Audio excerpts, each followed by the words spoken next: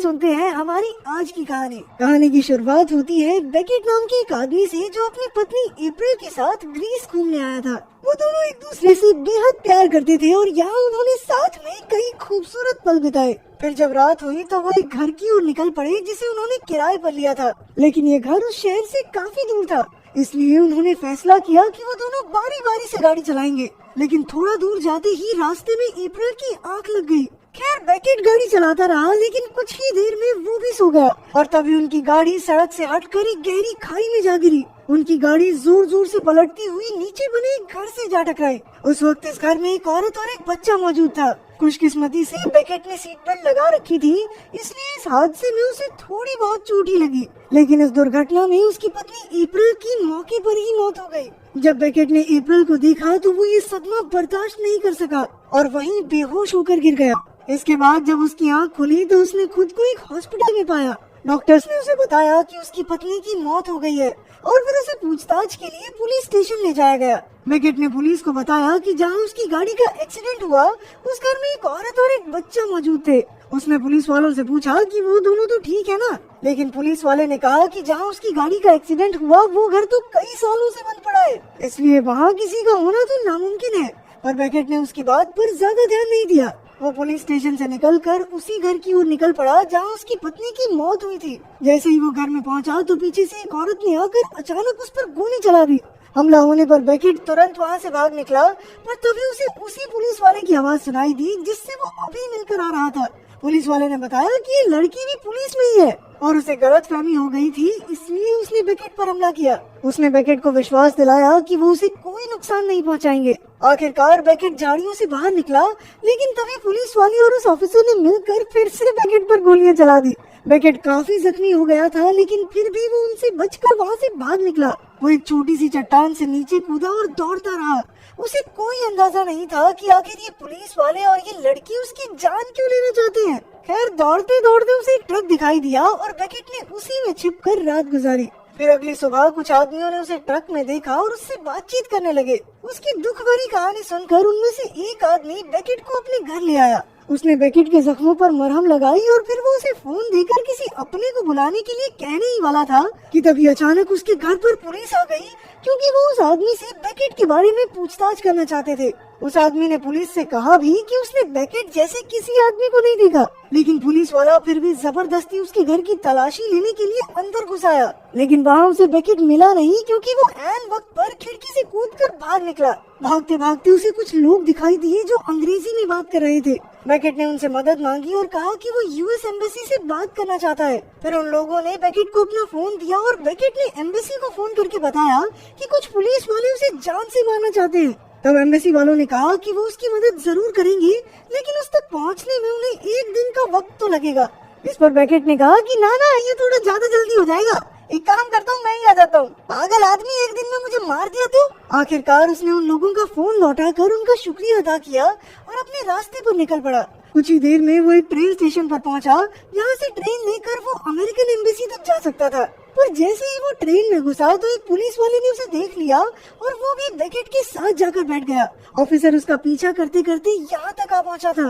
अब बेकेट ने ऑफिसर के चंगुल से बच निकलने की कोशिश की, लेकिन ऑफिसर ने उसे बुरी तरह पीटना शुरू कर दिया। उसने सभी यात्रियों से कहा कि बेकेट एक खूंखार अपराधी है और वो उसे पुलिस स्टेशन ले जा रहा है। तभी ऑफिसर ने बेकेट पर गोली चलाने की कोशिश की, लेकिन बेकेट ने उसका हाथ मरोड़ दिया और गोली ऑफिसर के पैर में जा लगी। इसी मौके का फायदा उठाकर वो ट्रेन से भाग निकला और रास्ते में उसने किसी का फोन लेकर एम्बेसी को फिर से कॉल किया। लेकिन जब एम्बेसी ऑफिसर को ये पता चला कि बेकेट के हाथों एक पुलिस वाले को गोली लगी है, तो उसने कहा कि जब तक बेकेट खुद को पुलिस के हवाले नहीं करता तब तक वो उसकी कोई मदद नहीं कर पाएंगे। इस पर बेकेट का दिमाग बुरी तरह घूम गया।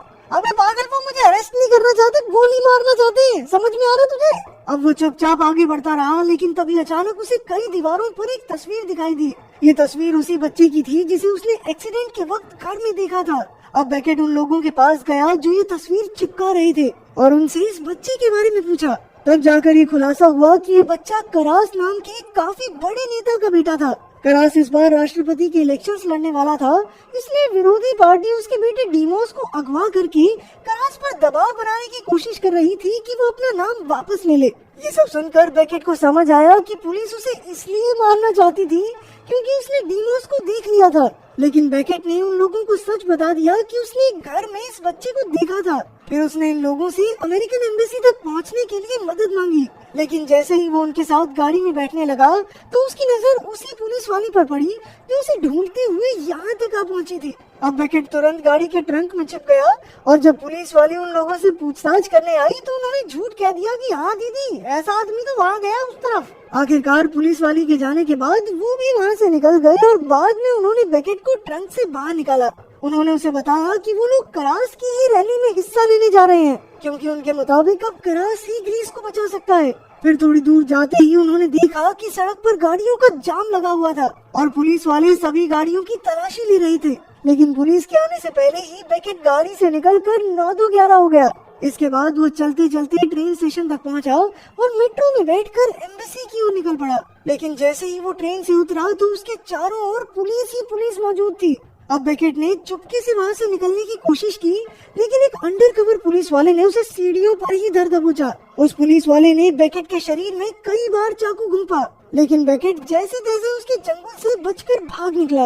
तभी रास्ते में कुछ लोगों ने उसे जख्मी हालत में देखा तो उन्होंने बेकेट की मदद की और उसे अमेरिकन एम्बेसी तक ले आए। आखिरकार एम्बेसी पहुंचकर बेकेट ने सुख की सांस ली। एम्बेसी वालों ने उसका इलाज करवाया और फिर स्टेफन नाम का एक ऑफिसर उससे मिलने आया। उसने बेकेट को बताया कि उसकी पत्नी की लाश 1 घंटा पहले ही यहाँ आई है। अब उसे वापस अमेरिका पहुँचाने की तैयारियां की जा रही थी। इसके बाद बेकेट ने ऑफिसर को शुरुआत से लेकर अब तक जो कुछ भी हुआ सारी बात बताई।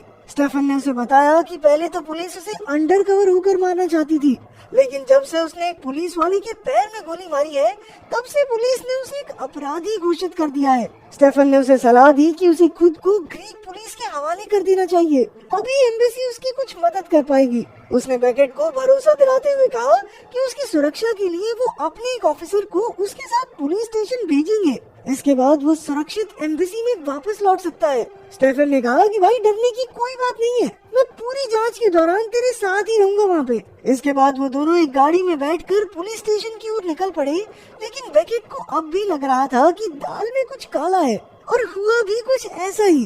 कुछ समय बाद स्टेफन ने एक डिवाइस के जरिए बेकेट को बिजली के झटके देने की कोशिश की, लेकिन बेकेट ने बखूबी अपना बचाव किया।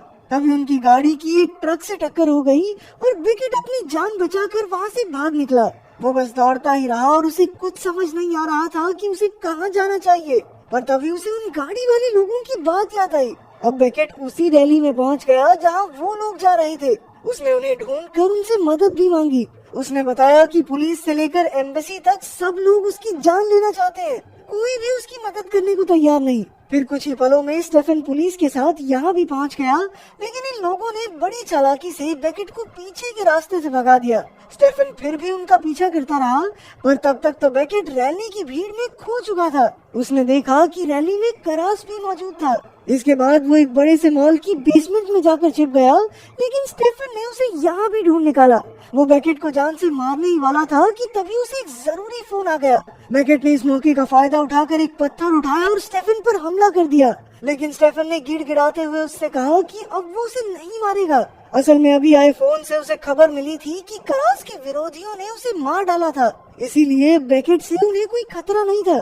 फिर स्टेफन ने उसे बताया कि असल में करास ने चुनाव जीतने के लिए माफिया से कर्जा लेकर लोगों पर खर्च किया था, लेकिन करास कर्ज चुका नहीं पाया, इसलिए उनके गुंडों ने डीमोस को अगवा कर लिया।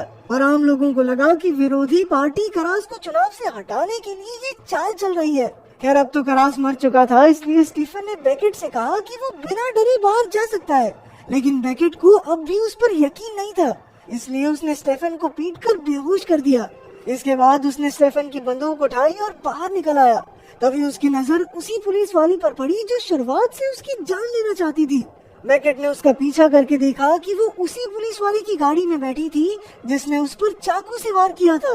अब बेकेट का दिमाग सटक गया और उसने उन दोनों पर गोलियां चलाकर जख्मी कर दिया। बदले में पुलिस वाली ने भी उस पर गोली चलाई, लेकिन बेकेट ने उसे पीट कर बेहोश कर दिया। इसी बीच वो दूसरा पुलिस वाला भाग निकला। बेकेट ने उसका पीछा करने की कोशिश की लेकिन वो उसे पकड़ नहीं पाया। फिर भी वो अचानक बिल्डिंग की छत से कूद गया और नीचे जा रही ऑफिसर की गाड़ी पर जा गिरा। उसने जबरदस्ती ऑफिसर को बाहर निकाला और बुरी तरह पीट पीट कर उसे भी बेहोश कर दिया। कुछ ही पलों में काफी भीड़ जमा हो गई और अब लोगों को ऑफिसर की गाड़ी के ट्रंक से आवाजें सुनाई देने लगी। जब उन्होंने ट्रंक खोला तो उसमें से डीमोस निकला। तब ये खुलासा हुआ कि पुलिस भी माफिया से ही मिली हुई थी। आखिरकार डीमोस को अपने घर पहुंचा दिया गया और अपना पैकेट भी बदले बदले लेके अपने देश वापस लौट आया।